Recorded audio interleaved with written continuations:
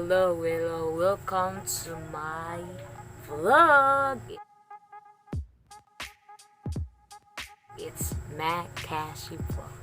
On today's video, I will explain the what's the decision making at different phases of teaching learning process. Future educator pala. Today's content, I will gonna share this to you. So when it comes to before starting teaching, you have to study with this. The phase, the decisions to be made, and the sources of information. Before starting teaching, when we kanang kay diba educator mo, so I must kanang follow these strategies. Before starting teaching, first is to have a content to cover during a following day, week, month, grading period, and so on. Understand sa akong study because tomorrow will be my exam. And no, kinunad is content to cover during following day, week, month, grading period, and so on. Second, abilities of students considering the cultural background, interests, and skills of students in planning the teaching activities.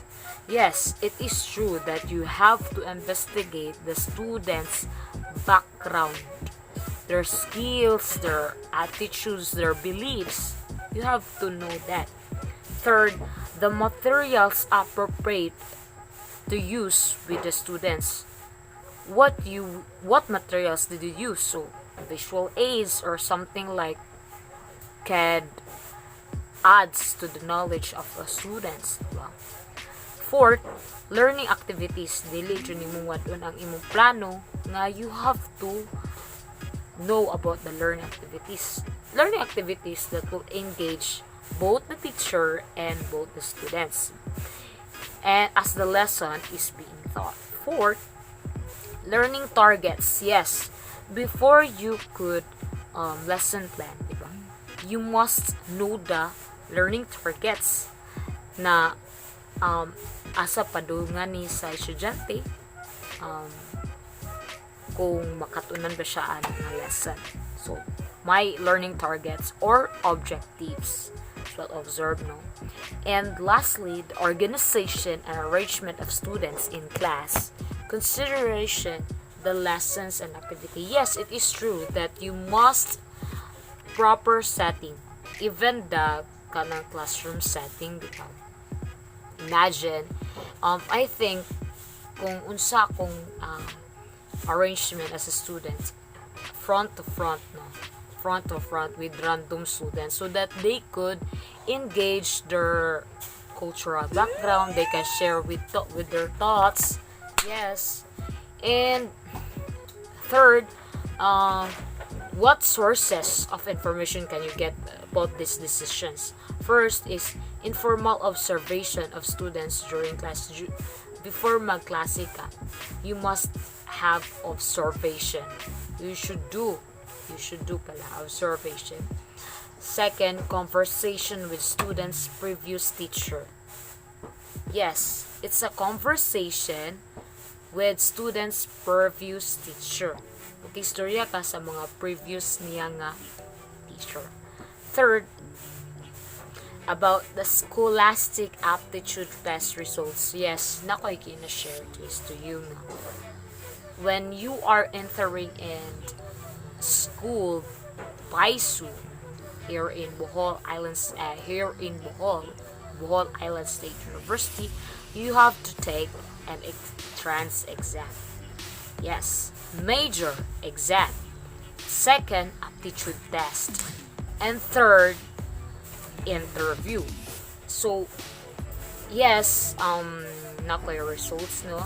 The results of my aptitude test is I got well, I'm passed. Yes, thank you to God. And second, because napasa naman ka sa major exam, you have to take an aptitude test, which is very difficult because you have to think logically about the numbers. What number? Take for example, 136. You should know what's the next of 6. That is aptitude test. Third, if you pass it, you could proceed to major if educator. Yes, that's why you have to think of it. Unsa nga major? And I choose math, and luckily, thanks to God, that I'm passed with the major. And now I could proceed to the interview part where the teacher nakaloka na yung English ko, which the teacher should interview you. Why did you choose this subject? Why did you choose this way? Why did you choose that everything? That's why. So that's my little history of why I become a vice. I'm proud of it.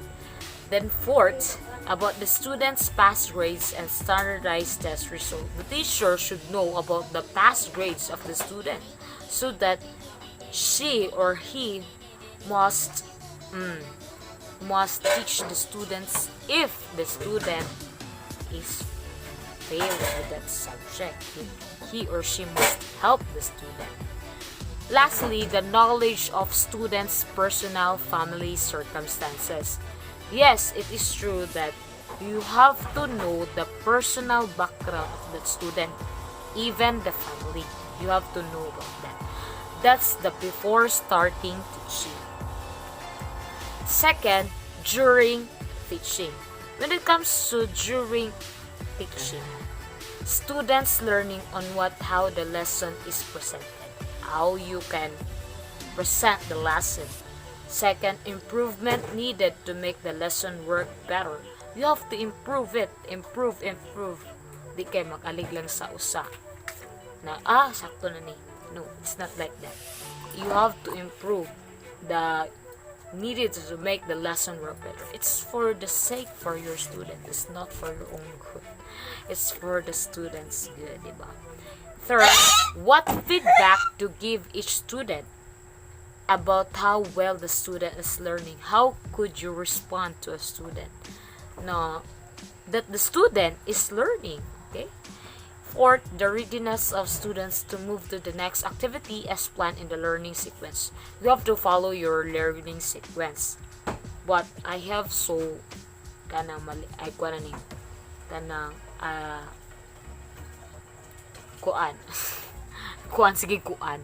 and kanang opposite that it should not move to the next activity if the student cannot understand well your lesson. You should not proceed.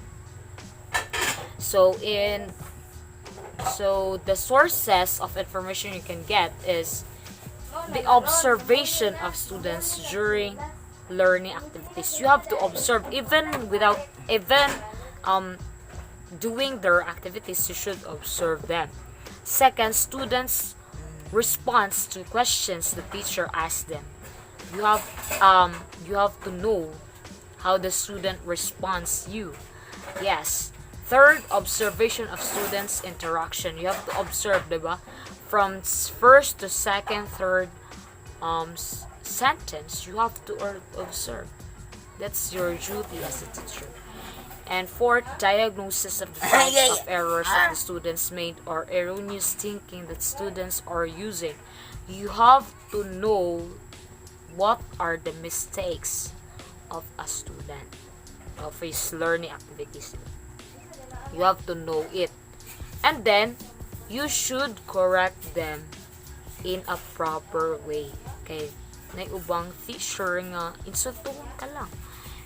Well, it's not appropriate and it's not ethical value. Diba? Ethical value pa dyan. And next, fourth, it's diagnosis of the types of error. Okay, I'm done with that. Look for alternative ways to teach the material. Look for an creative way to teach the material. So not just visual aid, but use your PowerPoint presentation, yeah, or any video clips. And fifth, identify if there are students who are not participating and acting appropriately. So let us know who are the students that are not participating and acting improperly or inappropriately. So you must know it. So next, how will students achieve? So appeal po ni sa jury. How will students achieve the short and long-term instructional targets in strengths and weakness to be given as feedback to parents or guardians of students? Grade to a given each student for a lesson or unit grading period or end of course. Yes, that's part one of how I can. Yes, that's all. So bitin, di ba? It's because taas-taas kayo kung magtuon yun. And I'm just the founder just allowed me for 30 minutes or premiere. And thank you so much for listening, guys. Thank you so much for attending, and thank you so much to our founder in Nation for keeping me in the primary sector. Thank you so much, and thank you so much sa mga malambuo na kong mga supporters dyan. Thank you, and God bless. See you on part 2.